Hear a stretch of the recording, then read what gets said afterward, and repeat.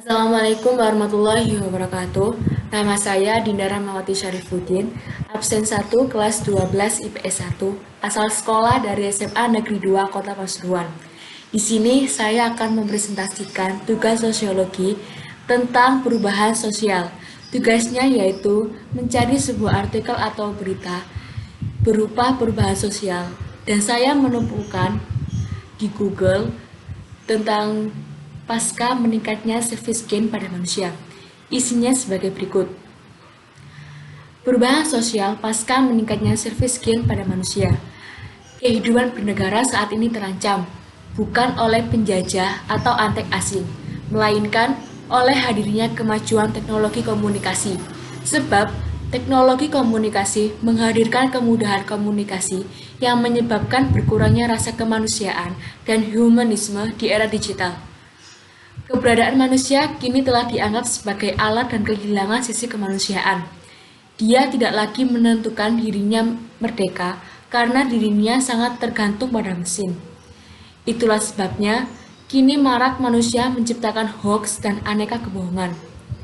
Penyebabnya karena manusia mampu menyembunyikan identitas dirinya di dunia maya, kata staf khusus Dewan Pengarah Badan Pembinaan Ideologi Pancasila atau disingkat BPIP, Antonius Beni Susetio, dalam kegiatan seminar nasional bertajuk Perubahan Lingkungan dan Dinamika Komunikasi Kontemporer yang diselenggarakan Fakultas Ilmu Komunikasi Universitas Tarumanegara di Jakarta. Aneka hoaks dan kebohongan tadi tentu saja akan dapat melahirkan ketidaknyamanan dalam berbagai hal, terutama tingkat egoisme manusia dalam bernegara dan beragama. Terjadi penguatan eksklusivitas dalam beragama, kata pria yang akrab disapa Romo Beni ini.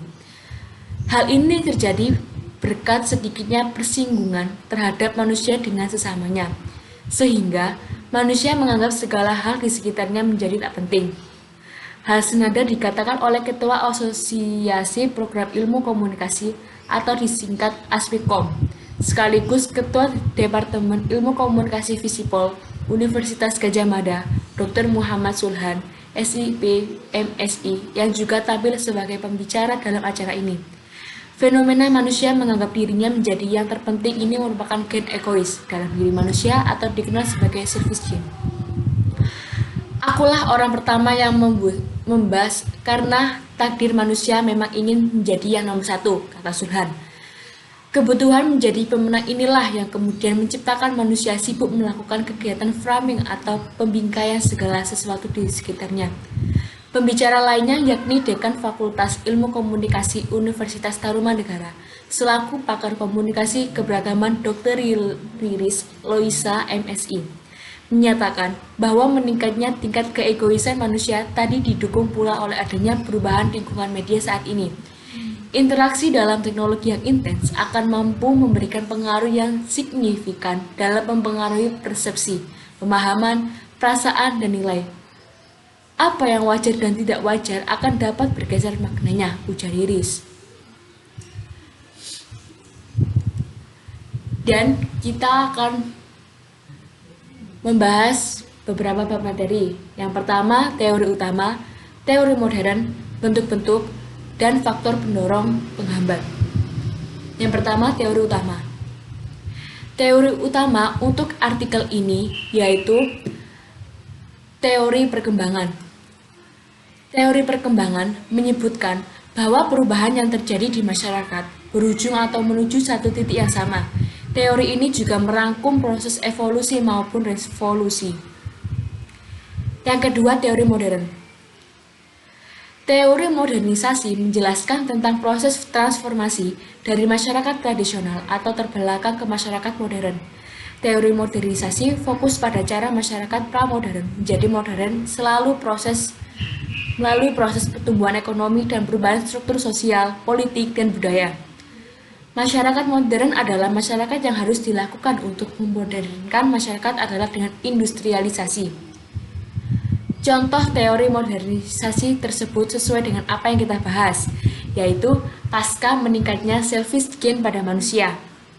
Fenomena manusia menganggap dirinya menjadi yang terpenting ini merupakan gen egois dalam diri manusia atau dikenal sebagai self-esteem.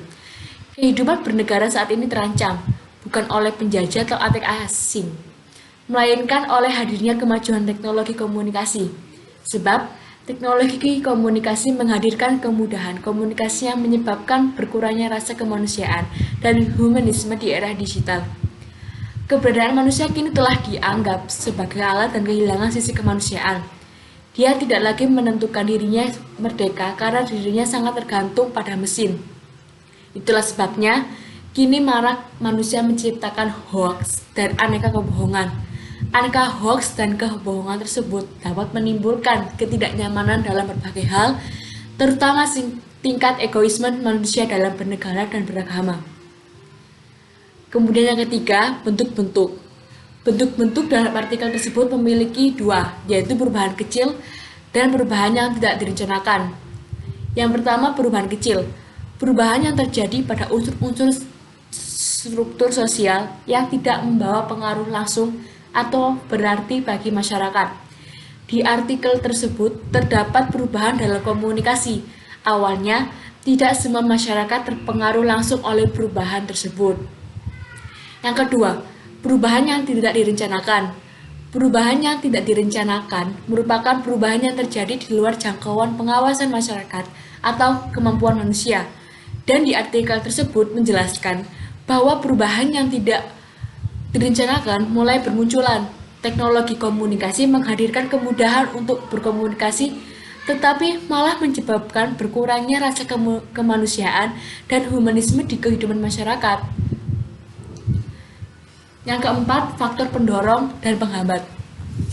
Faktor pendorongnya yaitu ketidakpuasan masyarakat terhadap bidang-bidang kehidupan tertentu. Dan yang kedua, orientasi ke masa depan.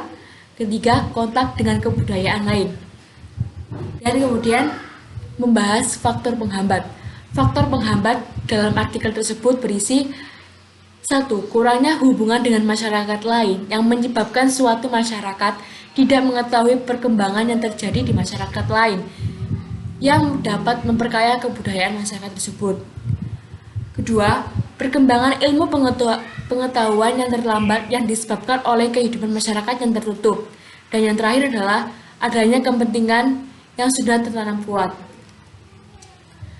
Terima kasih telah mendengarkan dan melihat presentasi dari saya. Maaf bila ada salah-salah kata. Sekian dari saya. Wassalamualaikum warahmatullahi wabarakatuh.